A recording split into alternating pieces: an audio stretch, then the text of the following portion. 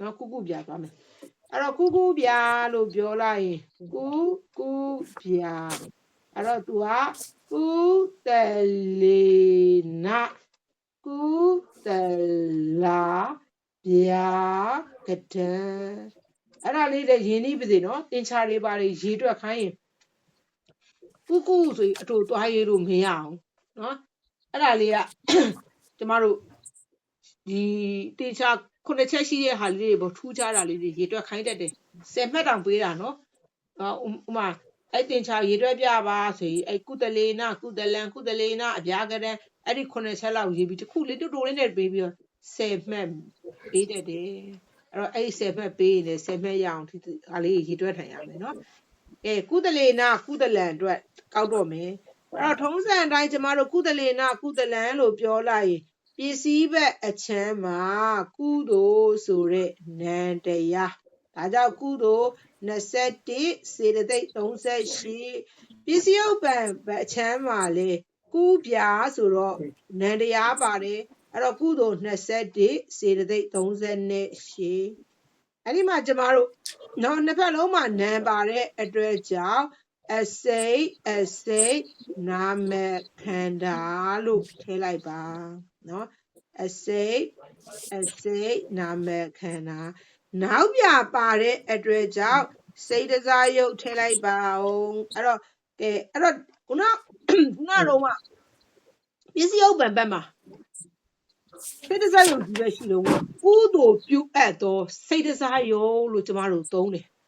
အပေါ်မှာအခုကုသိုလ်တရားကြီးကိုယ်တိုင်ကပစ္စည်းဥပ္ပံဘက်မှာပါပြီးွားကြီးဖြစ်တဲ့အတွက်ကြောင့်ကုသိုလ်ပြုအပ်သောလို့မသုံးတော့ဘဲနဲ့ထိုနမခန္ဓာပြုအပ်သောเนาะထိုနမခန္ဓာပြုအပ်သောထိုနဲ့သုံးလိုက်ညှိုးလိုက်တာပေါ့เนาะကုသိုလ်လို့မပြောတော့ဘဲနဲ့ပြုအပ်သောစိတ်တစားယောဒါဆိုရင်ကတားကောက်ပါဆိုရင်လေကျမတို့ကောက်လို့ရပြီเนาะလေးဝါရပဲမေးလို့ရမယ်เนาะတန်သက်ထားတဲ့တန်ပြုတ်တာရုံမရှိကြောင့်မေးလို့မရဘူးဒါကြောင့်ကျမတို့ပရိစ္ဆပစ္စယနော်ပရိစ္ဆသဟဇာရပစ္စယနေတယ၄ဝါရနဲ့မေးလို့ရတယ်ကြိုက်တဲ့ဝါရနဲ့မေးအလယ်မှာဝါရထဲ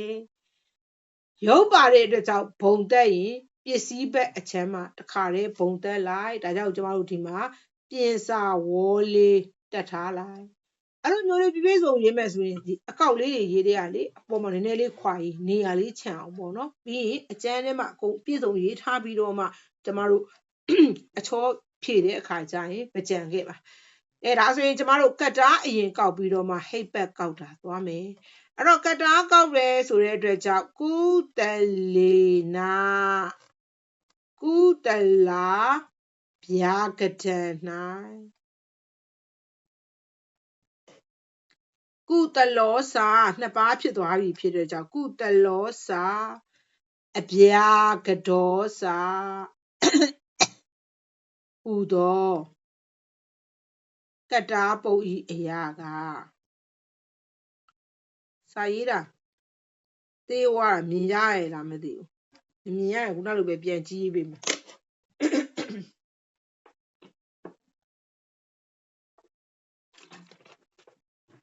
မြင်ရလားအစစ်ပြေးလားဆက်လုံးနည်းနည်းလေးဒီမှာပေးလိုက်ရတယ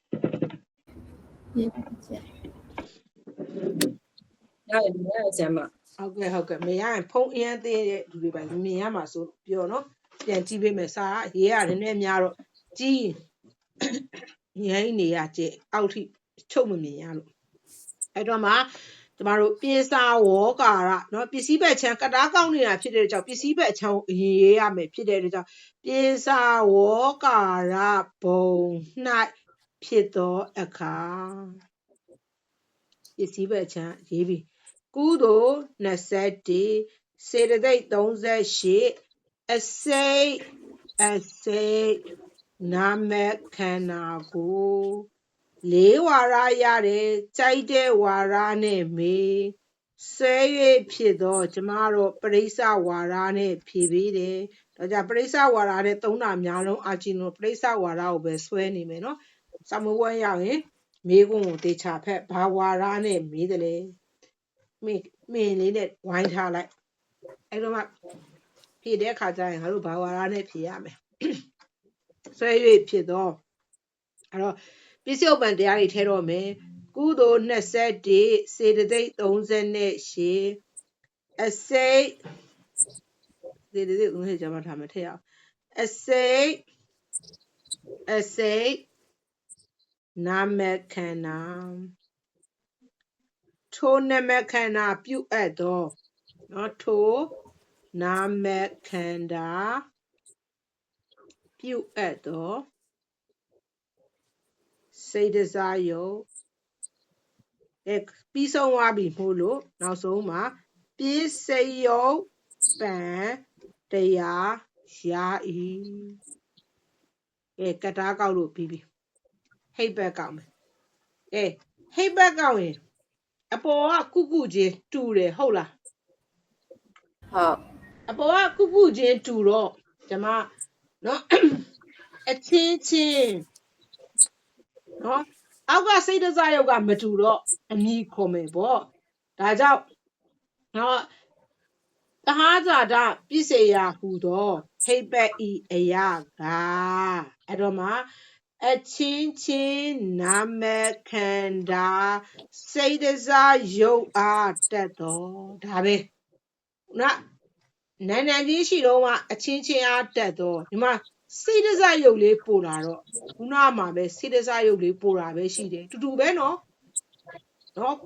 ကုကောက်တော့မှအချင်းအားတက်တော့ကုပြကောက်တော့မှစိတ်တစားယုတ်အားတက်တော့အခုကုပြကြတော့အဲ့နှစ်ခုကိုပေါင်းလိုက်တာပဲဟုတ်လားဟုတ်နော်အဲ့တော့အချင်းနာမခန္ဓာစိတ်တစားယုတ်အားတက်တော့အဲ့တော့မှပြေစာဝေါကာရဘုံ၌ဖြစ်သောအခါကုသိုလ်စိတ်21စေတသိက်38အစိတ်နာမခန္ဓာပစ္စည်းတရားတို့ဤသဟာဇာတတတိယဤအဲ့ဒီအတိုင်းပဲနေတယလာပြီအဋ္ဌိလာပြီအဝိကတလာပြီဆိုရင်ပစ္စယုပ္ပံဘက်မှာเนาะကျမတို့နာရှိတဲ့အတွက်ကြောင့်ခုနလိုပဲဟရိယဝိထုလေးဖော်ကောက်ပေးဆိုရင်အဲ့ဒီဟရိယဝိထုလေးအတွက်ကုကောက်တဲ့အတိုင်းကောက်လိုက်ရုံပဲ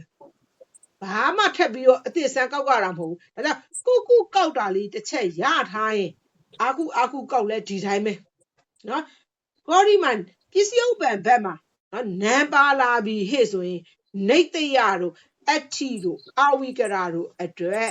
အဋ္ဌိဟရိယဝိထုလေးကိုကျမတို့ကောက်ပေးရမယ်အဲ့တော့ခုနကောက်တယ်လို့ပဲခုနကောက်တယ်လို့ပဲဘာမှအထွေထူးထပ်ပြီးတော့အစ်စ်သွားပြိဆိုရတာမဟုတ်ဘူးအဲ့တော့ကျမဒီနေရာလေးမှာခုနကောက်ထားပြီးသားကုကောက်ပြီးသားကိုကျမကုပြာလေးကုကောက်ပြီးသားလေးကိုကုပြာလေးအတွက်နည်းနည်းလေးတိုးပြီးပြောချင်တယ်နော်နေတရားပစ္စယဟူသောဟိတ်ပက်ဤအရာကအဲ့တော့မှအချင်းရဲ့နောက်မှာအချင်းနာမခန္ဓာခဏလေးနားလေးထည့်မယ်နော်အချင်းနာမခန္ဓာစိတ်တစားယုတ်အားတက်တော်ဒီနေရာမှာရုပ်ပါလာတော့ကုသိုလ်ရဲ့အရှိမပြေစာဝေါကာရဘုံ၌ဖြစ်သောအခါထဲလိုက်ဖြစ်သောအခါကုသိုလ်စိတ်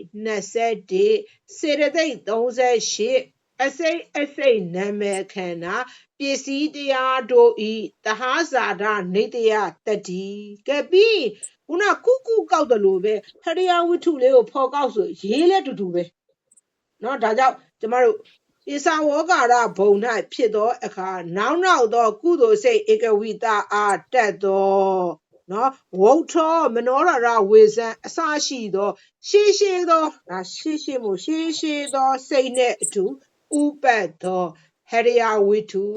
မရဏတဏကုသိုလ်သော5ချက်အားတက်သောသုတိစိတ်မှပြန်ရေးသော19ချက်မြောက်သောစိတ်နဲ့အတူဥပတ်သောဟရိယဝိထုပစ္စည်းတရားတို့ဤပုရိဇာတနေတယတတိယဤဒါ ဒါကြောင့်နေတရားတို့အဋ္ဌိအဝိကတာတို့အတွက်ဟရိယဝတ္ထုလေးကောက်ပေးရတယ်ဒါနဲ့ပဲကောက်ပေးရတာဘာလာဒါနဲ့ပဲကောက်ပေးရတာဒါလေးတာပိုင်နိုင်ဖြစ်သွားပြီဟေ့ဆိုရင်ကျမပြောနော်စာသွားမကြက်နဲ့နော်ကျမတို့ကကြက်မရမယ်ဆိုတော့မတားပါဘူးကြက်ပါခုနကျမပြောသလိုဟရိယဝတ္ထုလေးကပစ္စည်းဘက်အချမ်းကိုထဲလိုက်ပစ္စည်းဥပ္ပံဘက်မှာဟရိယဝတ္ထုမှာမှီမဲ့ကုသိုလ်ထဲအဲ့တော့ကုသိုလ်ကိုထည့်လိုက်တာနဲ့ယုံအရင်ဦးဆုံးယုံနဲ့နံမြင်လိုက်တာနဲ့နံဘက်ချမ်းကိုဘုံသက်ပြီးဟရိယဝတ္ထုနဲ့တွေ့ဟရိယဝတ္ထုကရှေ့ကဖြစ်တယ်နောက်မှဖြစ်တဲ့ကုသိုလ်ကမှီမှာဒါကြောင့်ပစ္စည်းဥပ္ပံချမ်းမှာနောက်တော့ထဲလိုက်ပါဒါဆိုရင်ဟရိယဝတ္ထုလေးမှာကုသိုလ်မှီဖို့ကလည်းနှစ်ချက်ပဲရှိတယ်နော်ပဝိတိအခါကုသိုလ်တွေအကုသိုလ်တွေဖြစ်တိုင်းတနည်းအားဖြင့်ဇောစိတ်တွေဖြစ်တိုင်းဇောရဲ့ရှေ့မှာဝုထောမနောဒရာဝိဇ္ဇံရှိတယ်မရဏတဏအခါကတော့ရှင်းတယ်ကမ္မဇာယုတ်တွေနောက်ဆုံးဖြစ်တာသုတိစိတ်မှာပြန်ရည်တော့18ချက်မြောက်သောစိတ်မှာနောက်ဆုံးဖြစ်တယ်ဒါကြောင့်အဲ့ဒီအချိန်မှာပဲအကုန်ဖြစ်တော့တူတယ်အဲ့တော့ဝုထောမနောဒရာဝိဇ္ဇံအစရှိသောရှိသောစိတ်နဲ့တူဥပ္ပသောဟရိယဝိတုပြီးတော့မှမရဏတဏကုသိုလ်ဇော5ချက်အားတက်သောသုတိစိတ်မှပြန်ရည်သော18ချက်မြောက်သောစိတ်နဲ့အတူဥပ္ပတ်သောဟရိယဝိတုပစ္စည်းတရားတို့ဤပုရိဇာတနေတယတတိယာဤခုနတဟဇာတနေတယတတိလေးမှာမပြီးသေးတဲ့ရက်ထားပြီးပုရိဇာတနေတယစုံသွားပြီဖြစ်တဲ့ပြောယာဤအဲဒါဆိုရင်ကျမတို့ဒါကုပြာအတွက်ကောက်တာ3ချက်အဆင်ပြေကြလားရကြပါသလားကြပါချက်နော်ကုတစ်ခေါက်ပြန်ပြောမယ်နော်ဒါကုပြာရာတာနဲ့အာကုပြာအတူတူပဲဘာမှမပြောင်းလဲဘူးသင်္ချာ6ချက်တစ်ခါလေးရသွားမယ်နောက်တစ်ခါမှတ်ထားပါထပ်ပြောအောင်မယ်ကျမတို့ကောက်ပုံကောက်နည်းလေးတွေသင်္ချာ18ချက်ရှိတော်လဲနော်3မျိုးပဲကောက်ရမယ်အားလုံး18ချက်လုံးကောက်ပြီးတော့မှတူတာလေးတွေဘာနဲ့တူတယ်ဆိုပြီးတော့ထုတ်ပြပါမယ်အခုတော့ကျမတို့ကုပြတစ်ခေါက်ပြန်ပြောမယ်ဟိတ်ဘက်ကောက်တာเนาะဒါနေမှစပြီးတင်ရတာပြီးတော့ဟိတ်ဘက်တတိယလဲတဟကြီးကအဲ့ဒီဝတ္ထုလေးတွေဖော်ပေးရတာပဲရှုပ်တာကျန်တာတဟကြီးကလေပစ္စည်းတရားကောက်တဲ့ခါမှာလွယ်တယ်ဟေတုလာရင်ဘာလုပ်ကြမလဲဆိုရင်ဟေတုတတိဒီပစ္စည်းဘက်မှာရှိတဲ့ဟေတုကိုကုသိုလ်အတွက်ကောက်ရင်စိတ်တခဏတစ်ခု၌ရှိသောဒွိဟိတ်ဖြစ်အလောဘအဒေါသတိဟိတ်ဖြစ်အလောဘအဒေါသအမောဤဟိတ်နှစ်ပါး3ပါးပစ္စည်းတရားတို့ဤဟေတုတတိယာဤအဲ့ဒါလေးတွေပါမယ်အဲ့ဒါ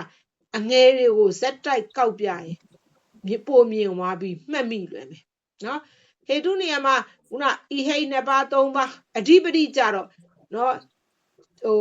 အဓိပတိတရကို3ပါး4ပါးတို့တွင်တပါးပါ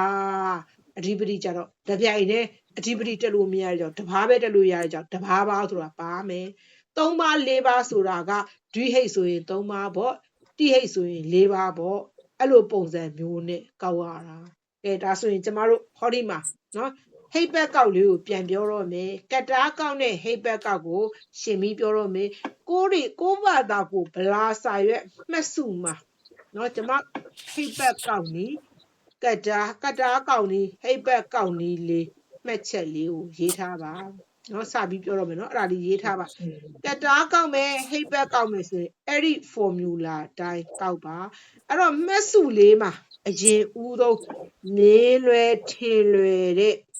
ကုပြာလေးကိုထည့်နော်ကုပြာကိုထည့်ကုဆိုရင်ပစ္စည်းဘက်လေးတူပစ္စည်းဥပ္ပံလေးတူတော့ပစ္စည်းဘက်ကိုကောက်လိုက်တယ်ပစ္စည်းဥပ္ပံကိုကောက်လိုက်တယ်မထင်ရှားအဲ့တော့ကျမကဟောဒီပစ္စည်းဘက်လေးမှာနော်ပစ္စည်းဘက်လေးမှာကုကိုထည့်မယ်ဒီဘက်ပစ္စည်းဥပ္ပံဘက်မှာကြတော့ အပြာကဒါကိုထည့်မယ်ဒါမှလေဒီဘက်ကကုသိုလ်21စေတသိက်38ဒီဘက်ကအပြာကဒါဆိုတဲ့အတွက်ကြောင့်စိတ်တစားယုံအဲ့တော့ဒီမှာဒီနေရာလေးတွေမှာနည်းနည်းလေးအောက်လျှောပြီးရေးမယ်ဘာဖြစ်လဲဆိုရင်အပေါ်မှာဝိသေသလေးတက်ချင်တဲ့အခါကျရေးစရာနေရာမရှိမှဆိုလို့ကုသိုလ်စိတ်21စေတသိက်38ဒီဘက်မှာစိတ်တစားယုံလို့ရေးလိုက်မယ်ဒါကကျမတို့ဒါခုပြနော် ကုပြဟုတ်ကဲ့ကုဆိုမထင်ရှားလို့နှစ်ဖက်လုံးမှာကုသိုလ်တွေဖြစ်နေတော့ဘယ်ဘက်ကိုကောက်လိုက်တယ်ဆိုတာကိုမထင်ရှားဘူးကုပြဆိုရင်ထင်ရှားသွားပြီဟုတ်လားဒါကြောင့်ကျမကုပြနဲ့ကောက်တာအဲ့တော့ဒါလေးကိုကျမတို့ကုပြဆိုတဲ့အတိုင်းပဲเนาะတစ်ဖက်တည်းမှာနန်ရှိတော့အစိတ်အပေါင်းလေးထည့်လိုက်ပါအောင်အစိတ်အပေါင်းနာမည်ခန္ဓာပြည့်စုံဘာမှမကြံခဲ့ဘူးဒါဖြည်းဖြည်းချင်းရေးဗလားမှတ်စုစာအုပ်ကမ္မနာနီလည်းပြန်ကြည့်မယ်မှတ်စုစာအုပ်မှာတီးသက်တက်ရလေးရေးထားဒါဘယ်မှတ်စုမှမပါဘူးဒါကျမကိုပတ်တာကိုစဝါဒသင်ဒီပုံစံနဲ့သင်မယ်ဆိုပြီးတော့တစ်နှစ်သင်တော့အဲ့လောက်မထွက်ဘူးဒုတိယနှစ်ကျတော့ဒီလိုသင်ပို့လွယ်ပါလားပို့ပြီးတော့နားလည်ပါလားစာမကျက်ကပါလားတည်ကြဒါကိုပတ်တာကိုထုတ်ထားတဲ့ပုံသင်ကြီးပေါ့နော်ပြီးသွားရင်ကျမတို့ရုံးနဲ့တွေ့ရဲ့အတွက်ကြောင့်ဒါဘုံတက်တော့ပြင်စာဝေါ်လို့ရေးထားရင်ဒါလိုလေးပြထားလိုက်ရင်ဒါဘုံတက်ထားတာသိပြီ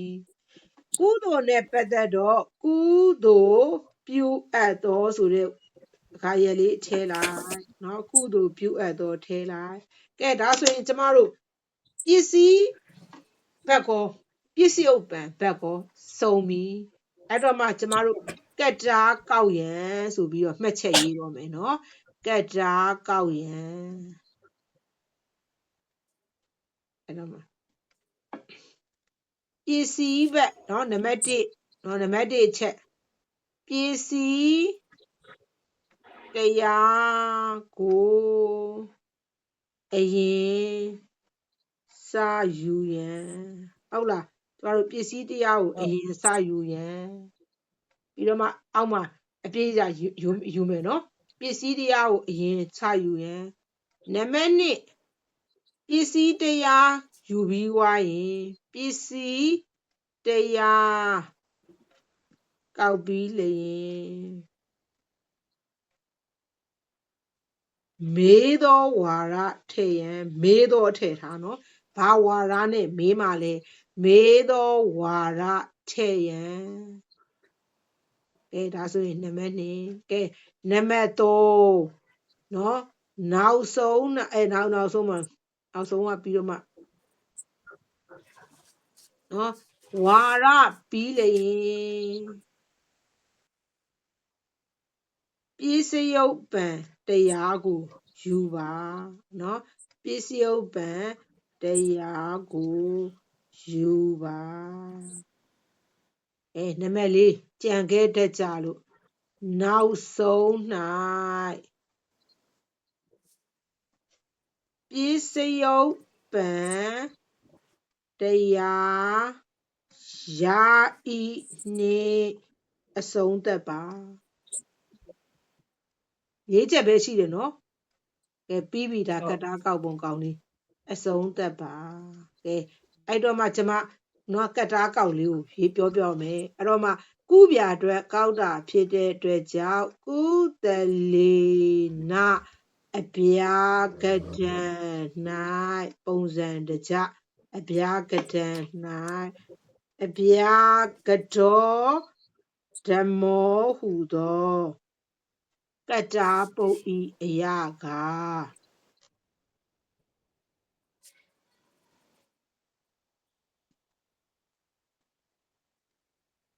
မရေးချင်လို့အောက်မှာတစ်ချောင်းရေးလဲရတယ်နော်အဲ့တော့မှ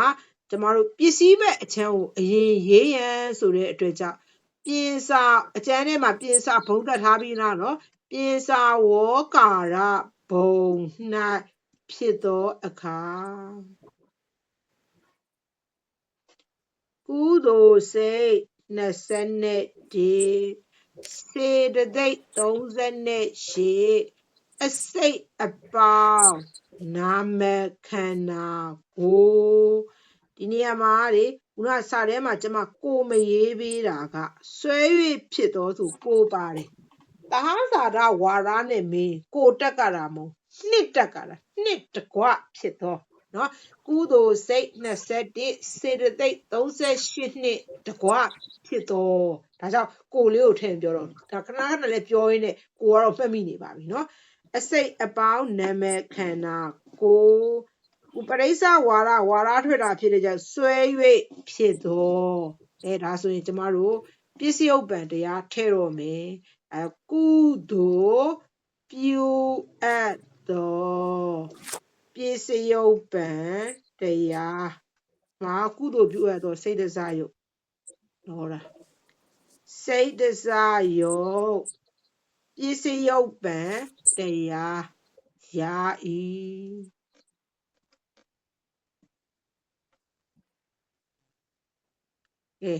ကကြားကောက်လေးပြီးပါပြီဟိတ်ပတ်ကောက်ရန်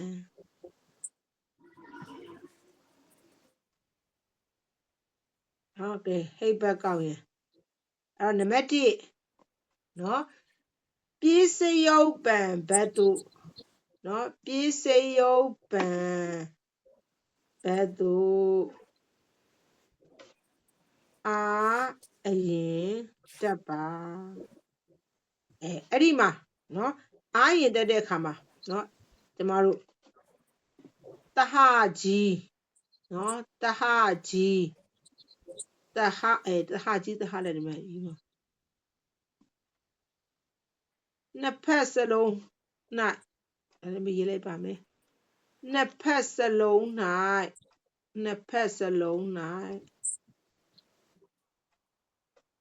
နော်နံအရာတူနံလို့ပြောမယ်နံကတော့အရာတူပါတယ်နှစ်ဖက်စလုံး၌နံတရားများနံတရားရှိပါကနော်တဟကြီးတဟလက်တို့တွင်အချင်းဟုသုံးပါဒီမှာခဏကျမတို့ရေးလူလေးရေးပေးမယ်အချင်းဆိုပြီးတော့ခွင်းထဲမှာပို့မြောက်အချင်းအားတက်တော်ဟုတ်ရေးပါဘောနော်တဟငယ်ဖြစ်ပါက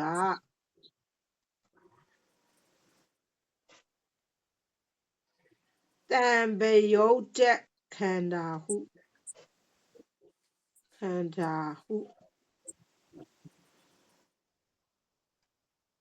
ရေးပါဝင်စားကွင်းပေလေးနဲ့တံပယုတ်တက်ခန္ဓာအားတက်တော်နှစ်ဖက်တရားပြောမယ်နော်နှစ်ဖက်တရားမတူပါကအမည်ပစ္စယုပ္ပံဘက်မှာတော့ကြံခဲ့မှာဆိုဘယ်ဘက်ကိုအမည်ခေါ်တယ်မသိပဲပဲပစ္စယုပ္ပံဘက်မှာတရားအားအမည်ခေါ်၍အားတက်ပါနော်ဒါဆိုရင်နံပါတ်ဒါလေးကနံပါတ်2ထဲမှာဝင်နေနော်နောက်ဆုံးနော်ကျမတို့ဒါ3ပစ္စည်းဘက်အချံတရားပစ္စည်းဘက်တရားကိုရတယ်ပစ္စယုပ္ပံဘက်အားတက်ပြီးလေပစ္စယုပ္ပံဘက်အားတက်ပြီးမှ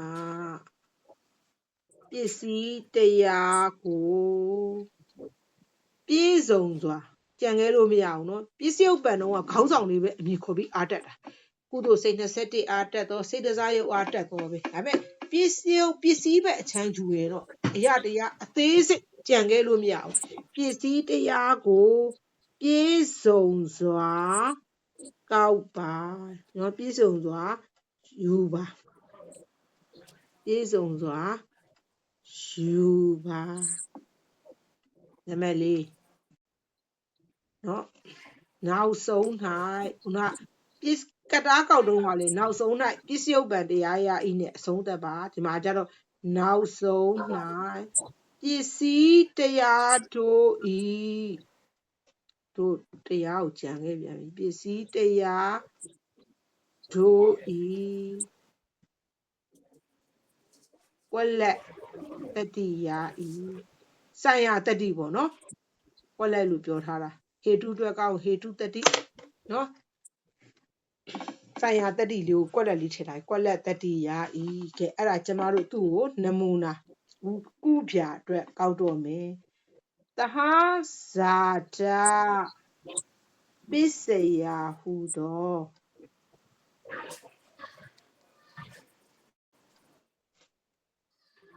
ဟိပ္ပ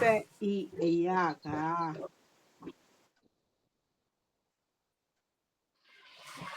်စိတ်တစယုတ်အားနော်ကျမတို့ခုနအထက်နဲ့ကိုက်ကြည့်မယ်နော်ပစ္စယုပ္ပံတရားဘက်သို့အားရင်တက်ပါဆိုတဲ့အတွက်ကြောင့်ကျမတို့ပစ္စယုပ္ပံဘက်မှာရှိတဲ့စိတ်တစယုတ်ကိုအားတက်မယ်အဲကြောင့်စိတ်တစယုတ်အားတက်တော့အားတက်တဲ့အခါမှာလေ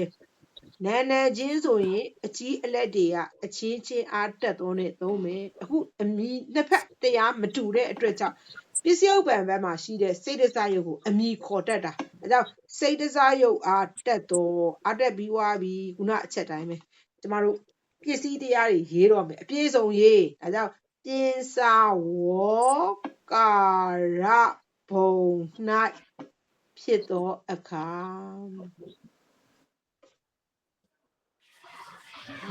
ကုသိုလ်21စေတသိက်38အစိတ်အပေါင်းနာမခန္ဓာဒါကျမတို့ပစ္စည်းဘက်မှာရှိတဲ့တရားကုန်သွားပြီဒါကြောင့်ပစ္စည်းတရားတို့ဤနော်တရားတို့ဤသဟာဇာတတတိယာဤခုနကွက်လက်လေးထားခဲ့တာဆိုင်ရာတတိကိုထည့်ရမှာပေါ့နော်ဒါကျမတို့ဟိတ်ကကြားကောက်တာရောဟိတ်ဘက်ကောက်တာရောဒါသူ့ရဲ့ပုံစံတခြားလေးပြီးပါပြီအားလုံးအဆင်ပြေကြလားဒီနေ့ဘယ်နှယောက်တက်လဲတော့မသိဘူးနာအရှင်းပြဖို့လိုသေးတဲ့လူကရှင်းပြဖို့လိုသေးကြောင်းပြောပါအတိမတက်တော့9နာရီလေးထိုးပြီးဆိုတော့လေနော်ကတားကောက်လေးကိုဒီမှာဒီနေ့ကုကောက်ပြရတယ်ကုပြကောက်ပြရတယ်နောက်ထပ်မှတ်ချက်ရေးမယ်ဟာကြီးကျမလည်းအောက်လျှောပါကုလုံးပြီးသေးဟုတ်ပြီဘယ်နေရာစလျှောရမှာလဲပြောအောက်ဆုံးလေးပဲ3လိုင်းလောက်ပဲဒါပဲရဆမ်းစတိစိတ်38စိတ်ပေါင်းပြတိုင်းနော်ဆမ်းမဟုတ်တယ်အစိတ်အပေါင်းစိတ်ပေါင်းနာမခန္ဓာ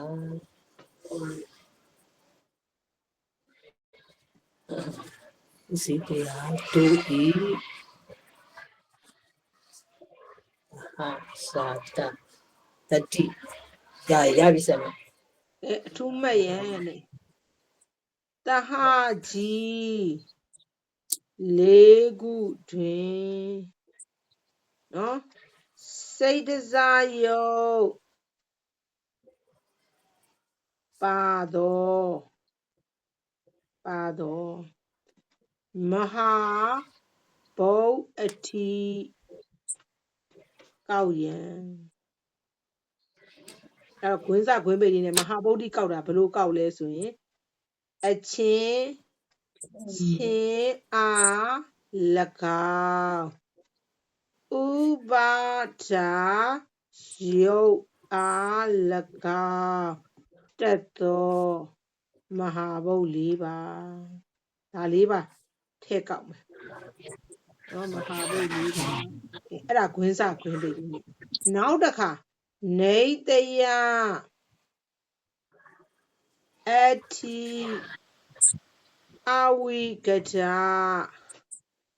ဤသုံးပစ္စည်းနော်ဤသုံးပစ္စည်းတို့ဤ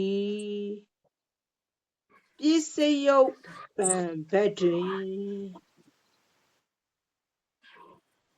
နံတရားရှိပါက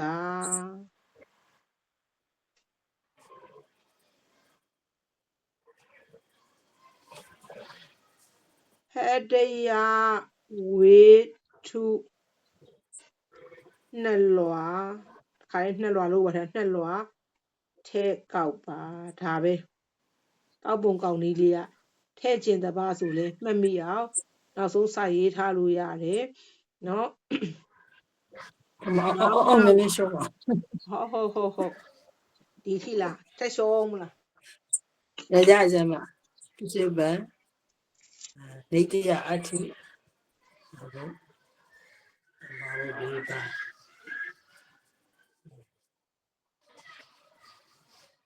ရပြီဆရာမနော်အဲ့ဒါဆိုရင်ကျွန်တော်ကောက်ပုံကောက်နည်းလေးဟရိယဝတ္ထုထက်ကောက်ပါဆိုတာဘယ်လိုထက်ကောက်တာလဲဆိုရင်ရုပ်ပါတာနဲ့ကျမတို့ဘုံတက်ဖို့မမေးနဲ့ဆိုတော့အဲ့ဒါလေးကရှင်းပြီးွားရင်မို့ဒီမှာမထည့်တော့ဘူးတခါတည်းဘုံတက်ပြီးပြောမယ်ပေါ့နော်ပိစာဝကာရဘုံ၌ဖြစ်သောအခါနော်နောက်တော့အဲ့ဒါကျမတို့အရင်ဦးဆုံးအားတက်တာဖြစ်ကြောင်းနောက်တော့ကုသိုလ်နောက်တော့ကုသိုလ်စိတ်21အားတက်တော့ဒါမှမဟုတ်လေဧကဝီတအားတက်တော့အဲ့တော့မှဟရိယဝတ္ထုကိုပြောတဲ့အခါမှာဝုတ်ချောမနောရာရဝေဇံနော်မနောရာရဝေဇံအစရှိသောရှေးသောစိတ်နှင့်အတူဥပတ်သော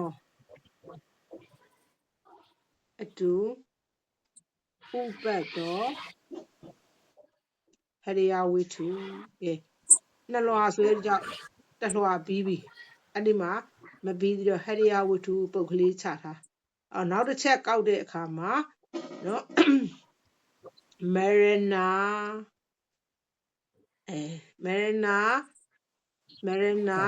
တဏ္ဏကုသိုလ်ဇော၅ချက်အားတက်သော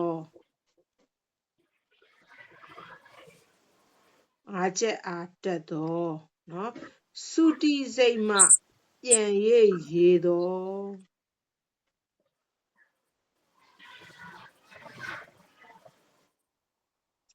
18ချက်မြောက်သော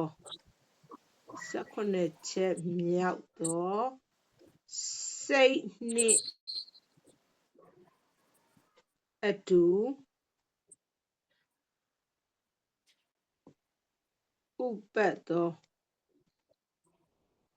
ဥပတ်သောဟတယဝတ္ထုနှစ်ချက်စုံသွားပြီဆိုတော့မှအဲ့တော့မှပစ္စည်းတရားတို့ဤအကြရေနော်မတို့ပုရိဇာတနေတေယအထိနော်ထည့်လိုက်တော့အာဝိကတာမေးတဲ့ပစ္စည်းအလိုက်တတိယာဤအဲ့ဒါလေးကိုလည်းမှတ်မိအောင်ဒီစရာလေးနော်ဒီစရာလေးနည်းနည်းလေးဆွဲထားလိုက်ဒါကြဘာကိုကောက်လိုက်မှမသိဘူးဖြစ်မယ်နော်ပစ္စည်းဘက်အခန်းလေးကိုဟရိယဝတ္ထုထည့်ပေးပါ